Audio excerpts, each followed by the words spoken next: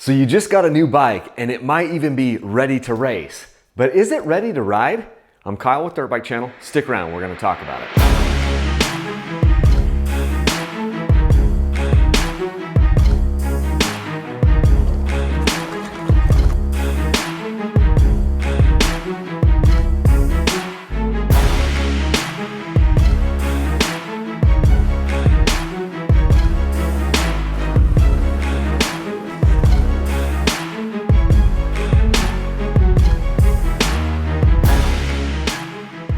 So over the course of the last several years, I've bought a lot of dirt bikes. And one thing that I've found out is that they're not all put together equally. Whether you just got a brand new bike or you bought a used bike, there are some things that you're going to want to stop and check and make sure things are torqued, make sure things are greased, make sure things are set up, and make sure things are protected.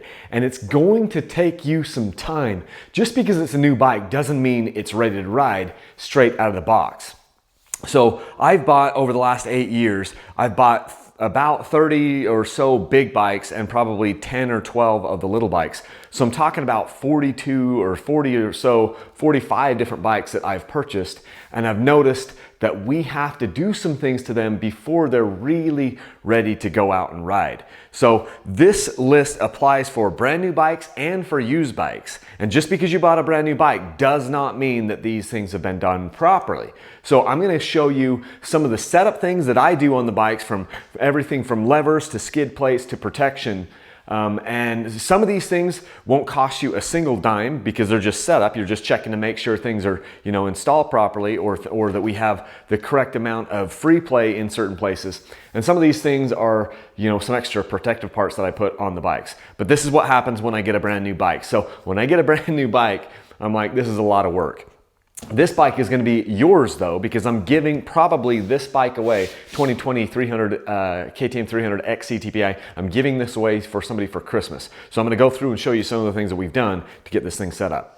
Starting out with an easy one here. Just because it's a brand new bike does not mean that there's enough oil in that air filter. Every one of these bikes that I've bought over the last several years does not have enough oil in the air filter. Take that thing out and apply more oil, knead it up, and you want to make sure you got tons of oil in that air filter, because this is a bike that you want to have for a long time.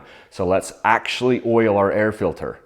We need to check where the clickers are for a suspension. Just because it's a new bike doesn't mean it was set up properly. The guy who was doing your suspension at the factory that day might have just been having a bad day and miscounted something, or didn't even count. So you'll have either compression or rebound at the top, and you might have compression or rebound on the bottom depending on your bike. Go through, turn all those things in, find out from the manual where they're supposed to be, turn them all the way in, and then back them out the appropriate number of clicks. Same thing goes with the shock on the back. The high speed compression and the low speed compression, make sure that those are adjusted properly. And then the rebound adjustment down on the bottom, very important. Let's get the proper amount of sag set for your weight. If you're in the 150 to 190 pound range, then the bike probably has a spring on it that will allow you to get enough sag.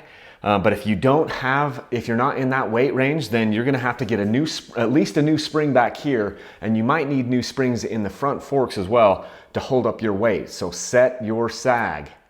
Let's get your levers set up so that they're not gonna get broken off. You'll notice how far this lever is pushed in, how far I've adjusted that in from the bar. That way I don't break it off straight away. And then I will put Teflon tape underneath my clutch and brake perch. That allows then this to get tight enough so it won't fall off, but loose enough to where it will move up and down. So I can move that thing up and down. That way my levers are adjustable, so they'll come up and down if I take a digger, and then it's adjusted in so it's not going to be the first thing that hits the ground. So adjust your levers. You'll want to adjust your head bearing tension. That is right here. So you don't want your bars to be able to you don't want them to be super loose, but you don't also want them to be super tight.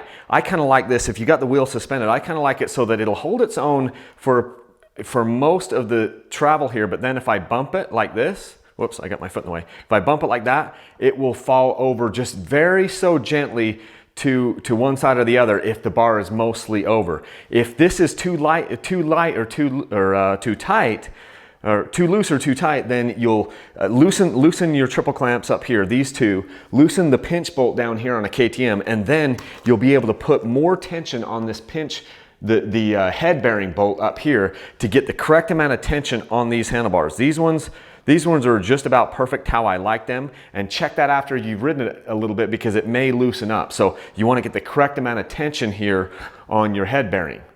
It's a new bike, but we're going to check our chain tension. So figure out where you need to measure it, which is probably going to be right here, and figure out how many inches or how many millimeters of chain tension you want, and check it in multiple places because the chain might be slightly different throughout. And then after you've ridden it for 5 or 10 hours, check that thing again and make sure you're still within spec. You've got to torque your spokes. So get yourself a spoke torque wrench and then go through and torque these things anywhere from 45 to 50 inch-pounds. Go through and check every single one of these spokes because you will have spokes that are completely loose. I haven't had them where they're falling out of the bike, but every time I get a new bike, I've got multiple spokes that are way, way looser than they should be. So get yourself a torque wrench and go through and check all of your spokes. Let's go through and torque some bolts. The bolts that I specifically want to torque are going to be right here on the triple clamps and right here on the triple clamps. In fact, these ones have even printed 17 Newton meters up here and 12 Newton meters down here. So you're going to want a torque wrench to do this to make your suspension work properly. There are other places on the bike that you should probably be torquing as well, but you can just kind of go through and check them to make sure things are not loose. But here, you definitely want to torque these down with a decent torque wrench to make it work properly. I call this one running in the brakes. Your brakes will not work properly until you run them up and down the street and get them hot. So I'm talking front brake and rear brake. There is residue on your brake disc, and there's some residue on the brake pads themselves that needs to be burned off before these things will actually start grabbing and start working. So before you take this out to the trail and go pinned in 6th gear, just take it up and down the road or up and down the trail and just drag the brakes, get them hot and wear them in. This will take you about 2 minutes, hopefully, and that way your brakes will have full stopping power because they do not stop you when they're brand new. You got to run them in for just a little bit. You can do that by dragging the brakes and just driving up and down and getting them heated up.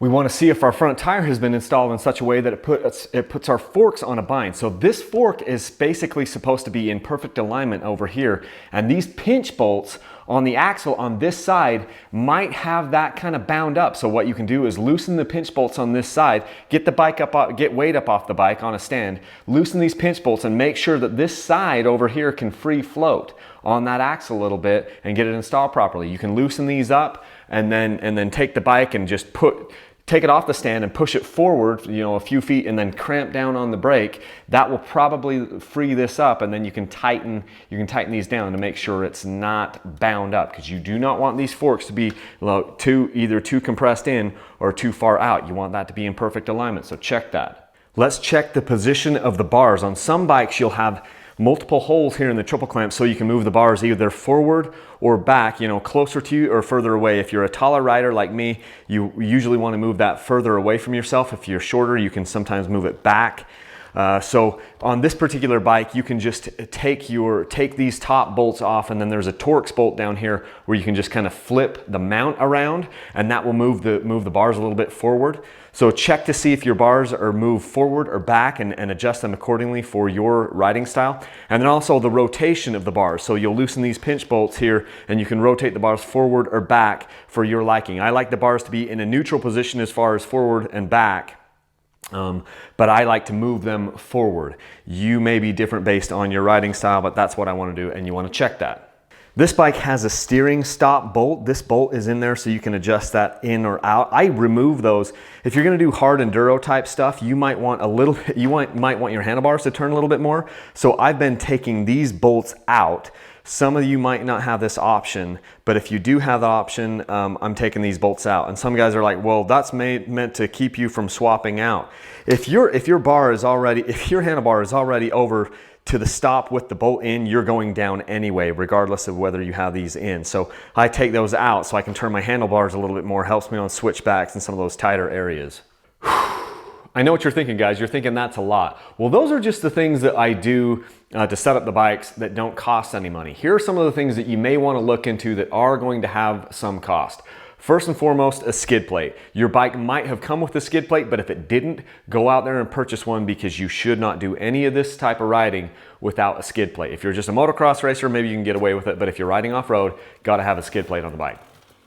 Another thing that I do to all my bikes, at least almost all my bikes, is I put tubeless on them because I'm such a huge proponent of tubeless. But if you're not a tubeless guy, maybe you're gonna need to go put moose bibs in the bike, or maybe you're gonna put heavy duty tubes in there so you don't easily get flats. That's something to think about. I don't love the tires that come on these bikes most of the time, like the Dunlop AT81s. It's an okay tire, but it's not a great tire for what I'm doing. So I'll go through and I'll put a front and a rear tire on the bike at the same time I'm installing tubeless, a tire that I'm more comfortable with, because when it's a brand new bike, I want it to perform to its utmost potential, and I know that if I put a different tire, front and rear, I can get it to perform a little better. And then I go back and I use those AT81s later on after the new bike shine has worn off. So I'm not just wasting and throwing the tires away, but I'm putting a brand new set of tires on as I'm doing either, some moose that you want or tubeless that you want, something like that.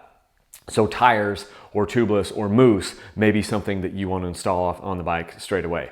Rear disc guard. I can't get away with riding a dirt bike like this in the Rocky Mountains without putting a rear disc guard on the bike. I will bend the brake rotor like that. I've proven it multiple times. So I'll put a rear disc guard on the bike at the very minimum, and you might want to run some sort of a disc guard on the front to protect that. I've also started running the fork shoes. So Acerbis makes these things, they're about 21 bucks or something, that they install on the bottom of the forks, and they keep the forks from getting beat to crap if you're pushing it through rocks and technical things like we are a lot of the time. Keeps you from rounding off your axle nuts on the front as well. So fork shoes are nice. I've been putting on an extended rear brake tip. It just sticks out just a little bit more, maybe about a half inch more than the stock. And yes, it can get bent more easily, but I like being able to just get that a little bit easier with my toe, reach my brake lever. So I've been putting those on. Bar ends. Cycler makes these grip armor bar ends, and I've been putting these on here. They save my grips. A lot of guys will run full wrap hand guards, and if that's you, that's totally cool. I've been running the stock guards until I break them off, which these ones have been actually flimsy enough or flexible enough that I haven't been breaking them. But I'll put these grip armor bar ends on there to save my grips. On some of the KTM 2-strokes, I'll be adjusting the auxiliary power valve spring over on this side down here, but you don't have to do that on all the bikes. Just everyone's a little bit different, so you may have to adjust that. I've been putting a grab handle on here. So these handles on these KTM, these 2020 bikes and the 2019 bikes, this is just a fly racing strap for a KTM 50.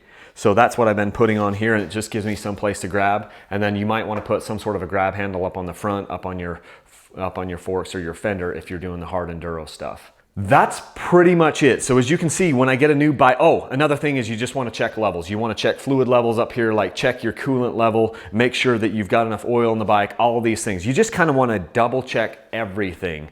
Go through all of it and make sure that you've got everything you need. If you need to put a Forest Service approved spark arrestor on, because I didn't even talk about that, you may need to you do need to do that. If you're going to be doing desert races or anything like that, you got to put a spark arrestor on the bike. Or if you're going to be riding in the National Forest, you should put a spark arrestor on the bike and make the government happy that way. So there's a lot of things that you're doing on, whether your bike is brand new or it's just new to you, there's a lot of things that you need to go through and make sure it's seaworthy, because you might be 50 miles from nowhere, which a lot of times we are, and you want to make sure that the bike is in top-notch condition. So oils, fluids, things are greased, things are tight, things are torqued, things are checked. This is your lifeline out there. So you want to make sure that this thing is good to go. So spend some hours before you go out there into the backcountry. Spend some hours on this bike, going through every little detail and making sure it's all good to go. If you like these videos, please remember to support me by using the links down in the description. If I have earned your subscription, go ahead and subscribe and click that bell, the ringing bell icon, to make sure you're notified when I put out videos. This is how I'm supporting my family now, so use the links down in the description. If I added value to your life, go ahead and support me on Patreon. And keep in mind that this bike more than likely is a bike that I will be giving away to someone for Christmas. I'm going to give away 2 dirt bikes for Christmas in 2019. That's the year we're in. This is a 2020 bike. I'll be giving that away, and also a 2019 bike. So stay tuned in October, November timeframe for more details on that. Okay, I have talked way too much and you've watched way too long. You better get out there and ride, or get out there and do some of these things to your bike. Take care, guys.